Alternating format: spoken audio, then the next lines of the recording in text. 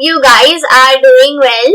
So today I am back with the part 2 of difference between file systems of Linux and Windows. Hope you guys enjoyed the first part, and I mentioned 3 points in the earlier video, and as I said I'm going to be mentioning another 3 points in this video.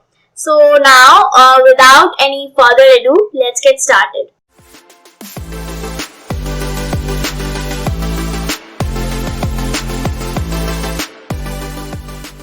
First of all, we are going to go ahead and talk about program files. Now, in Windows, we have program files and program files x86, depending on the architecture that the programs were written for. And in the program files, in these program files, we can see both system-wide and user-installed programs. Now there's actually some pretty decent equivalencies within the Linux file system here, and that's going to be into folders. So let's go ahead and take a look at those. The first one is going to be OPT, this one folder. So now this is going to be the program files or the applications. These are the program files or applications that and software that the user actually went ahead and installed. So you can see Google Chrome, and here are those program files to make it so that the Google Chrome and here are these program files so that the Google Chrome applications can run, and it kind of looks like the same in Windows. If we go inside the program files and open up a random application such as Internet Explorer here, and as you can see, like these are these are the specific program files that are in the Internet Explorer.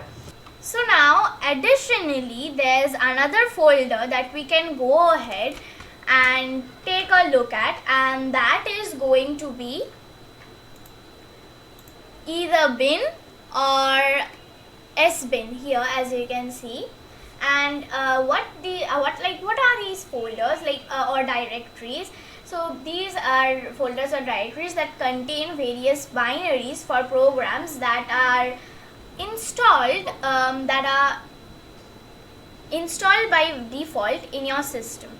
Sbin means system bin, I am pretty sure, and bin is just bin.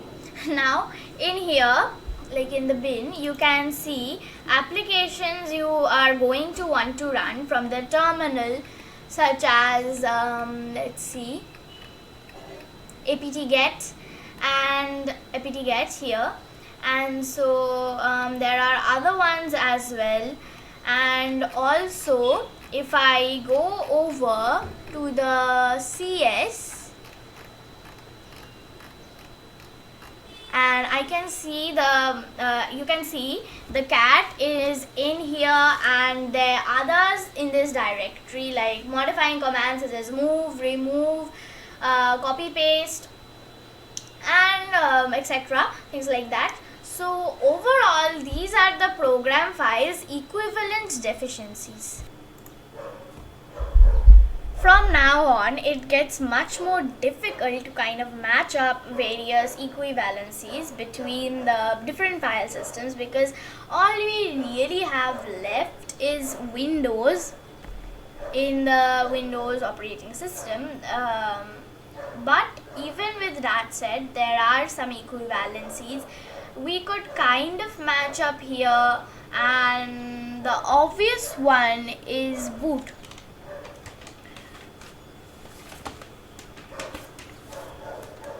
So in the boot directory, there are the files and the configurations that are required to make Windows go ahead and boot up.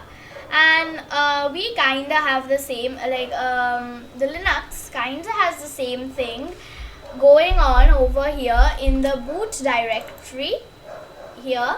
And so this is where all the grub stuff is stored, including the essential files, configuration, system like configuration, etc. Now for another equivalency, I am going to be kind of stretching a little bit.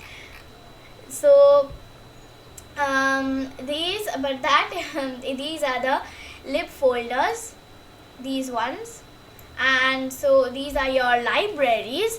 So these are the helpful libraries that are used by the system, and the best thing I could compare them to is the trusty system 32, which I'm just gonna get here. So these here, just scrolling down a bit.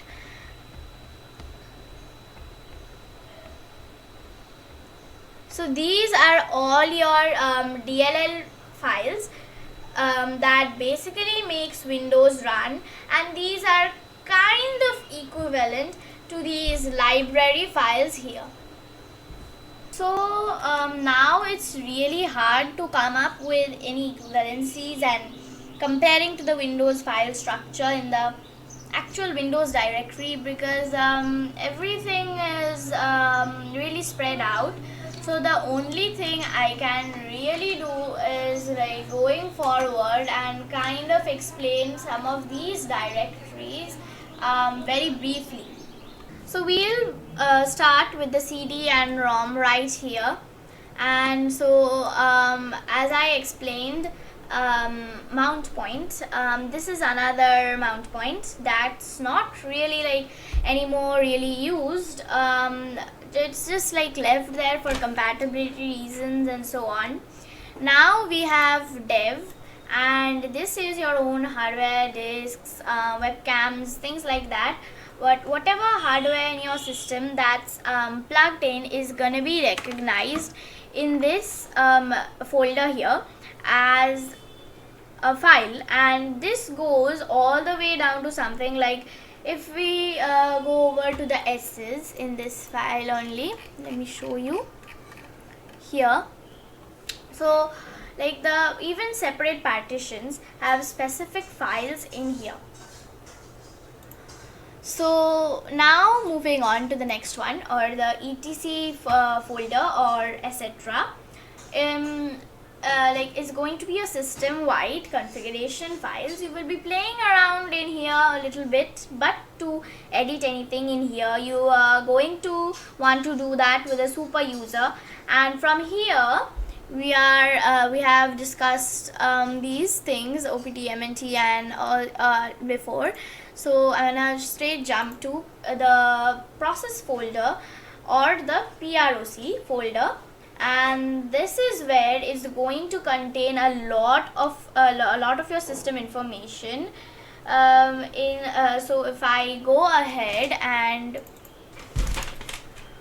open that and scroll down, I can find things such as, let me just scroll down and like, so I can find things such as partitions, like the various partitions in my system. Now if I so I'm gonna be opening this file, and as you can see it is giving me all the information about various partitions in my system.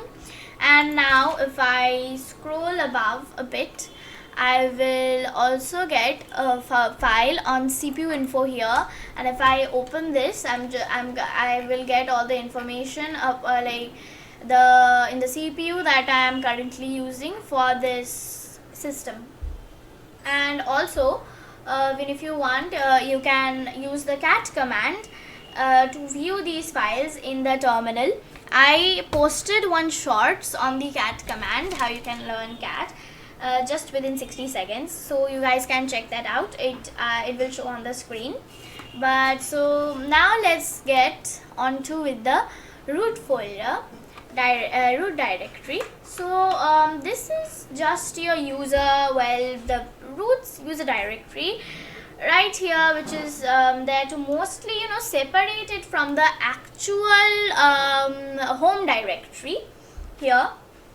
And so if you end up having this on a separate hard drive, the root directory or the root user directory is not with the home directory. Then we have the run directory, which is the directory that things like that are located in run and like stored. So essentially everything here is just temporary, and when you shut off and turn your system, all this is going to be refreshed again.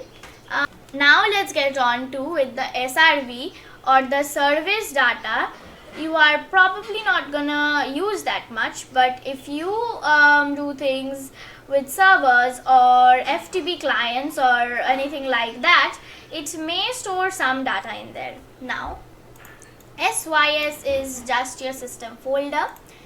TMP or TMPR is a location where temporary files can be stored. Now USR is actually quite comparable to the Windows C directory. It's generally either called the Unix system resources or the universal system. Now resources, and it contains system wide configuration files as well as many files used by programs.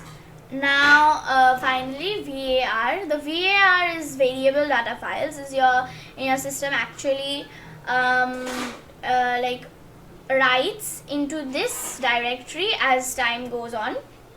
And so now I am now going to discuss the swap file in this video. I am going to make another video for that. So I hope you guys like the video. Please subscribe and like, and keep supporting me so that I can bring more videos. Thank you for watching.